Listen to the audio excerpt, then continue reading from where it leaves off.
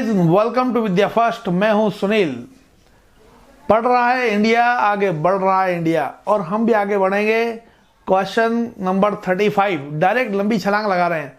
ये एनपीओ का पार्ट 3 है और इसमें हम इनकम और एक्सपेंडिचर अकाउंट, जो सबसे खास कहीं का अकाउंट है, वो अकाउंट अब हम पढ़ेंगे एनपीओ पार्ट 3 में।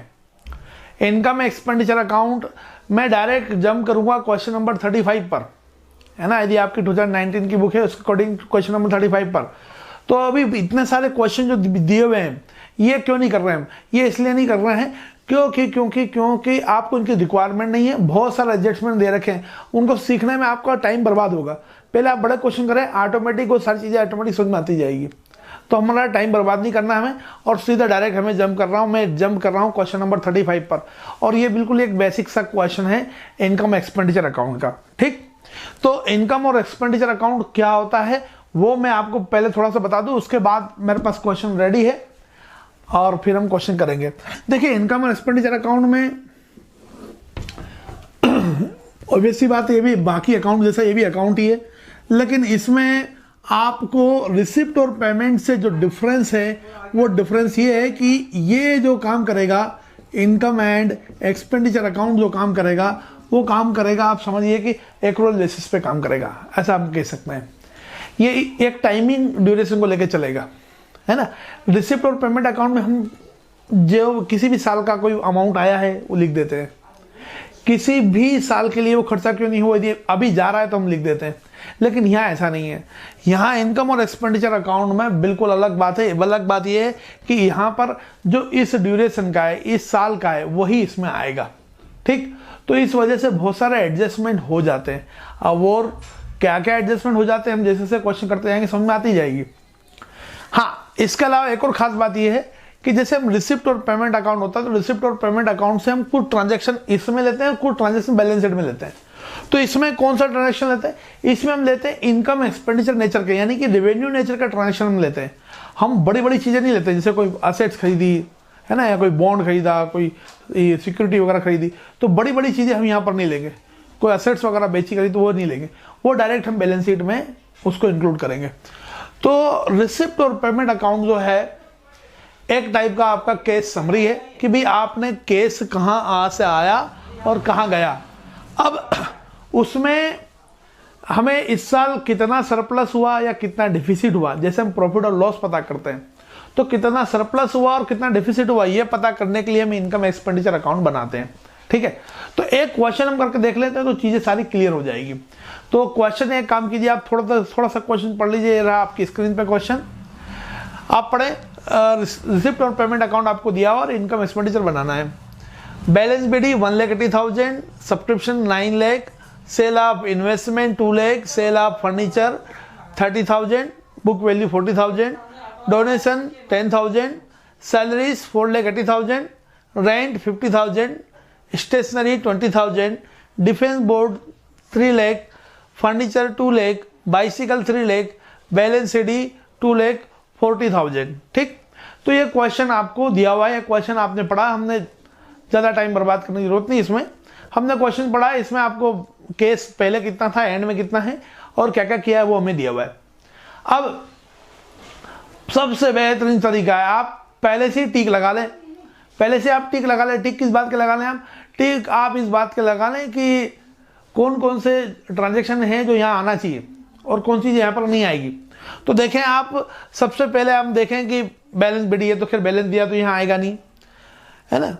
टू सब्सक्रिप्शन, दो सब्सक्रिप्शन कोई फिक्स असेट्स वाली या कोई बड़ी चीज़ है क्या? नहीं, ये जनरल चीज़ है तो ये आएगी। ठीक है, सेल ऑफ इन्वेस्टमेंट नहीं आएगा क्योंकि ये बड़ी चीज़ है, तो ये कहाँ जाएगी? बैलेंस शीट में। सेल ऑफ फर्नीचर ये भी यहाँ पर नहीं आएगी। लेकिन हाँ, यदि इसमें कुछ फायदा या लॉस हो रहा है, कोई प्रॉफिट या कोई लॉस हो रहा है, तो वो जरूर यहाँ आएगा, क्योंकि यहाँ पे ये कौन सा अकाउंट है? ये अकाउंट है एक्सपेंसेस और इनकम का, इनकम एंड एक्सपेंडिचर अकाउंट इसका नाम है। तो यदि कोई इनकम हो रही तो यहाँ आएगी, या एक्सपेंडिचर या कोई लॉस हो रहा हो या कोई प्रॉफिट हो रहा हो तो वो भी इसमें शामिल होगा। ठीक, सैलरी आएगा, रेंट आएगा, स्टेशनरी भी आएगी, लेकिन डिफेंस बॉन्ड नहीं आएंगे। क्यों नहीं आएंगे? डिफेंस बॉन्ड इसलिए नहीं आएंगे क्योंकि ये भी एक टाइप का जो है असेट्स है आपके लिए, आपने कहीं पे इन्वेस्टमेंट किया है। ठीक है, इससे मिलने वाली कमाई होगी तो वो आएगी, ठीक है। फर्नीचर नहीं आएगा क्योंकि ये भी एक टाइप का इन्वेस्टमेंट है, बड़ी चीज़ है। बाइसिकल ये भी एक टाइप का इन्वेस्टमेंट है, ये भी नहीं आएगा, ठीक। तो ये कुछ चीज़ें नहीं आएगी, इनमें से 3 चीज़ें नहीं आएगी और बाकी शुरुआत की 3 चीज़ें आएगी। इस साइड लिखते हैं हम एक्सपेंसेस। तो एक्सपेंसेस में हम लिखना स्टार्ट करते हैं।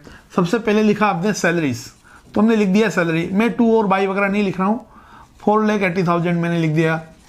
फिर दिया हुआ आपको रेंट, तो मैंने रेंट लिख दिया। रेंट कितना है? रेंट है 50,000 का, तो मैंने 50,000 रेंट लिख दिया।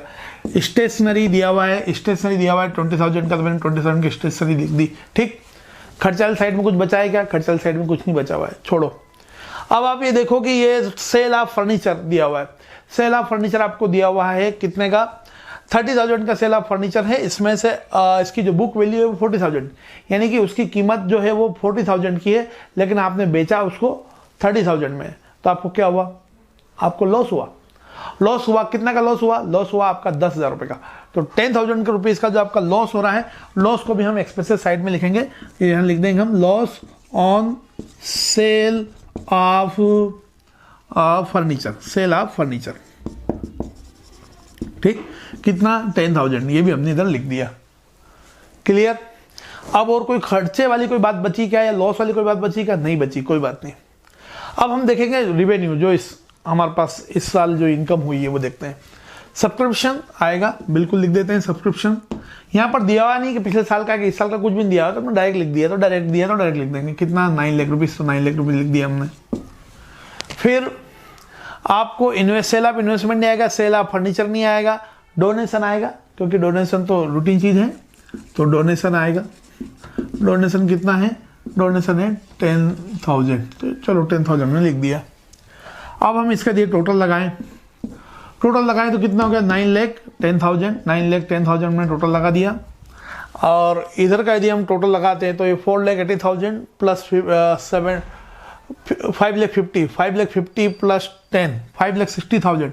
हम इसमें से माइनस करेंगे तो ये आएगा 3,50,000। ये क्या आया?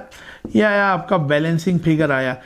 और ये फ़ायदा है या नुकसान है? फिलहाल फ़ायदा है ना। इनकम वाला साइड ज़्यादा है और एक्सपेंसिव साइड वाली कम है, तो ये फ़ायदा आया। 9,10,000 आपने इधर भी टोटल लिख दिया। और जो ये बैलेंसिंग फिगर आया ये है आपका सरप्लस, है ना। तो इनकम और एक्सपेंडिचर अकाउंट में हम सरप्लस या डिफिसिट फाइंड आउट करते हैं। ये फिलहाल एक बिल्कुल सिंपल सा क्वेश्चन था।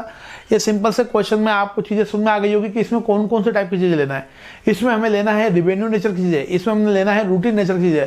हम इसमें फिक्स एसेट्स वगैरह या जो बड़ी बड़ी चीज़ें हैं वो हम इसमें इंक्लूड नहीं करते हैं, ठीक है। ये रिसिप्ट और पेमेंट के बाद में बनने वाला अकाउंट है, ठीक है। अब जो चीज़ें यहाँ रिसिप्ट और पेमेंट में चीज़ें यहाँ नहीं आई है, वो कहाँ जाएगी? वो बैलेंस शीट में जाएगी। वो कहाँ जाएगी? वो बैलेंस शीट में जाएगी, ठीक। तो बैलेंस शीट जब बनाएंगे हम, तब जैसे कि ये बैलेंस शीट ही दिया हुआ है, तो यानी कि केस पड़ा हुआ है, तो केस असेट साइड में हम लिख देंगे। फिर जैसे हमारे पास बॉन्ड पड़ा हुआ है या फर्नीचर पड़ी हुई है, बाइसिकल पड़ी हुई, तो ये भी हम असेट साइड में लिख देंगे, ठीक।